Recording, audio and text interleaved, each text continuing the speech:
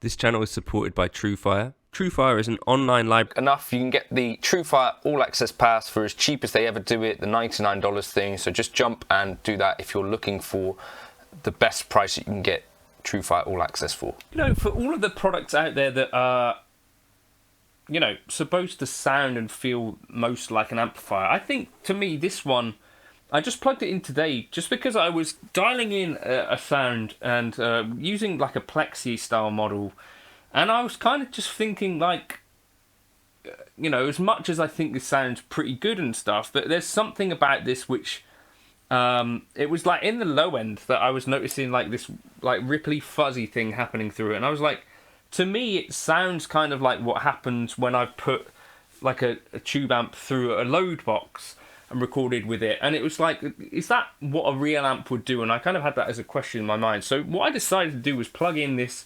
RevivalDrive, which is a pedal that you for sure heard lots about. This is not a sponsored video. I bought this with my money after demoing the Tweed, the 55 Tweed, and I was like, this is actually a viable alternative. Like, if you don't want to get into menus and stuff like that, like, this thing is legit. I think it was kind of badly named. We'll get into it a little bit in this video, but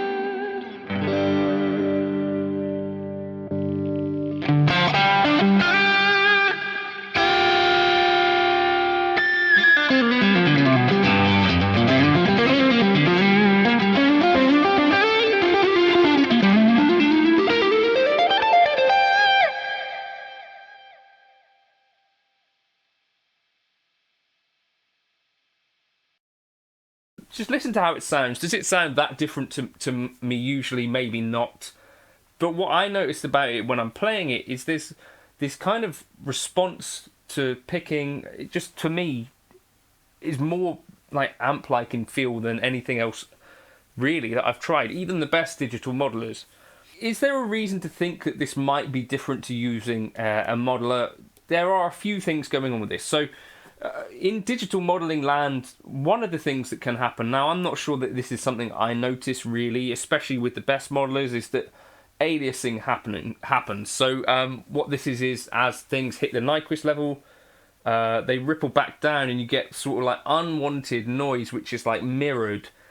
So as you went up in pitch, if you hit the Nyquist level, beyond that it would actually ripple back down. So aliasing is not always in the high end, but some people notice it. You'll notice it if it's really like high in dB, but like Fractal and Helix. Fractal have like the highest oversampling, Helix has like the second highest. You might notice it a bit more in like the quad cortex, or I think some of the cheaper solutions. Now, even if you don't hear it, I think over time this can be the kind of thing that can fatigue your ears and that maybe sounds a bit less natural. The other thing though is that I just find that sometimes, like if you're playing like a cranked fuzzy Plexi type sound, which is what I was experimenting with, and I was kind of like, well, okay, it's then like lacking a bit of definition, so then I like upped the definition, or you know, sort of tamed the low end and boosted the highs into the thing, and then I was kind of like, right, well now when I put a pedal into it, it just kind of sounds fizzy, whereas this, I just plugged in the SD9, and it was like, well, yeah, that's just it's sounding great too. Now I've never compared the RevivalDrive to an actual amp. Why is it called the RevivalDrive? I guess no one really knows. What Origin Effects did figure out eventually was that if you called it something like a amp recreation, that you'd have done a better job of really describing what it is, because people I think of this as a drive pedal. It's kind of like the ultimate amp in a box type pedal. Now across both of these, they've recreated essentially the actual amp circuitry, and they've even got things like transformers in here. And I mean, I guess the clue to the level of detail they've gone down to is they got like ghosting overdrive, you know, so they've got bits and pieces that go on that are even replicating like things that are imperfect about a real amp. So all of that said, when I plug into it, what is it like? So this is the part that most people will have not really tried these things as, which is a direct replacement for an amp sim. So you plug these things into like your IR and see what happens. I think a lot of you might enjoy these kind of things. So I'll just plug it in here. Now, the price of these is not crazy cheap. I think at the time when I first happened across them, it was maybe sort of comparable in price to something like the Strymon Iridium. I don't know if the prices of these have kind of gone up as the price of other digital things have come down, but certainly it's going to be cheaper than some of the flagship modelers. And I personally just think like there's going to be a chunk of people out there that really I do think will prefer this. So let's just dig into some sounds. I've got my problematic wireless system that doesn't really jive with my lav mic. Need to do a video on this. Quite disappointing, to be honest with you, because I spent money on this and realistically it's wasted. Oh well.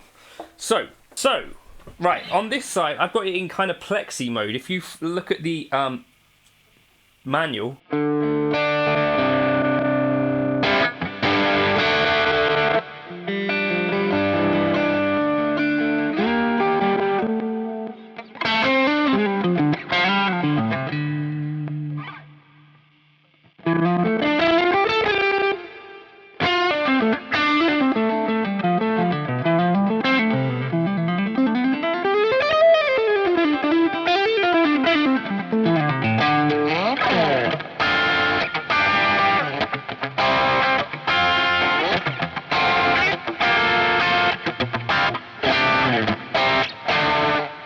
now, the thing is that as you kind of boost, so this is not just like some modelers, like as you increase the gain in this kind of way,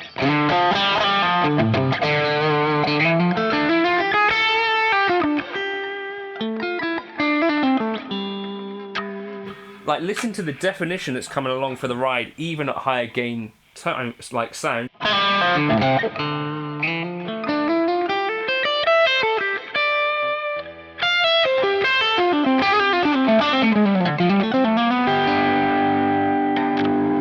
I think this is the sort of thing that does kind of go out of the window with some digital modeling stuff.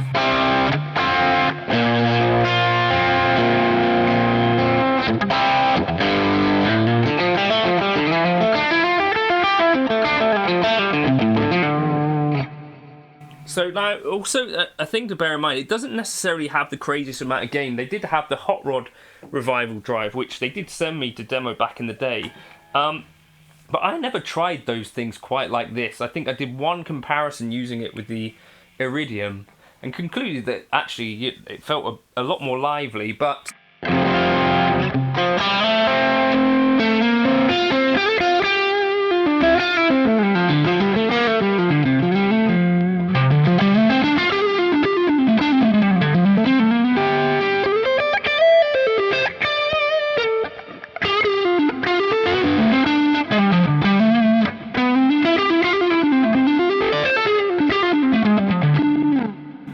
The question for me is, can it do a decent clean? So sort of Plexi backed off.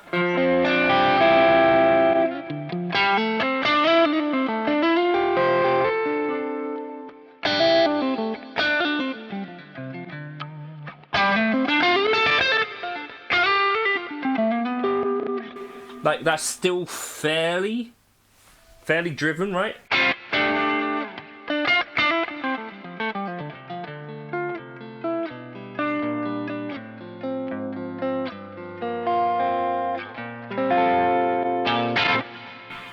Then the other side maybe is potentially a better idea for being able to do some cleans.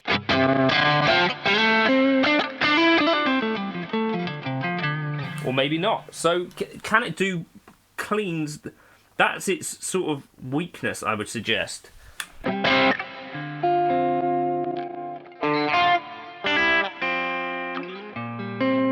So if you're someone who lives in sort of like that space of kind of like edge of breakup, then this is great.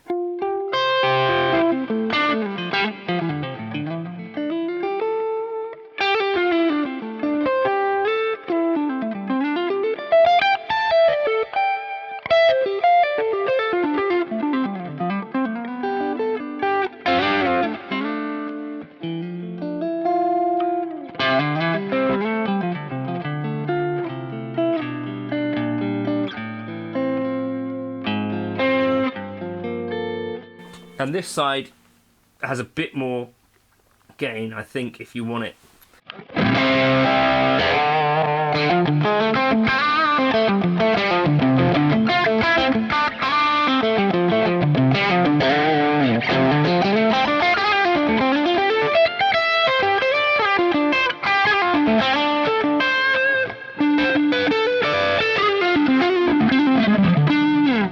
So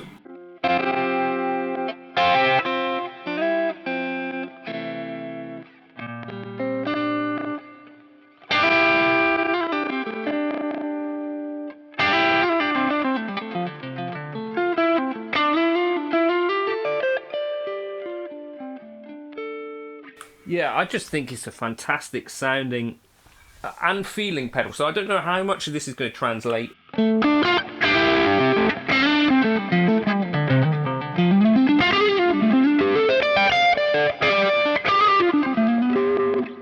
One other thing that I want to try actually is going straight into like a Line 6 Powercab and see if this translates in the room in the way that I would maybe hope.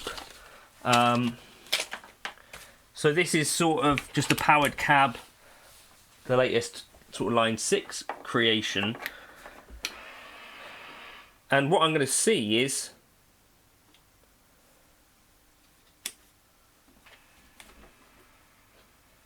does this give me anything kind of positive? So you'll be getting some in the room.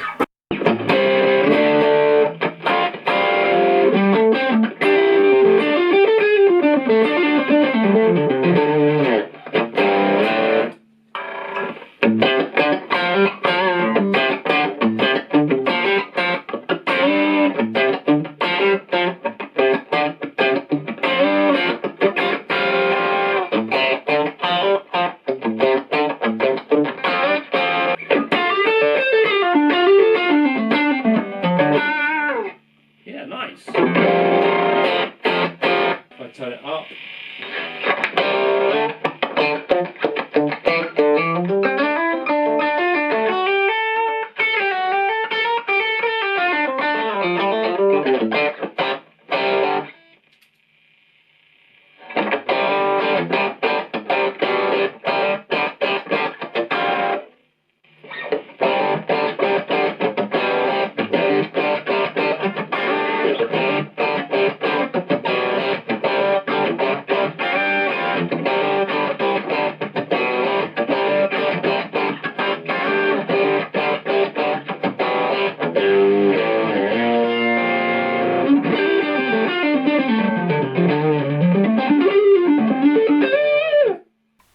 It's one of those things, and I think maybe also, what's the name of the brand? Kingsley might be another candidate for stuff that is like this. I think they're valve-based rather than...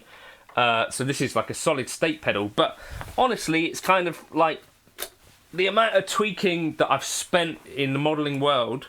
If you're someone who's like, do I have to get into this digital modelling world? This, to me, I think...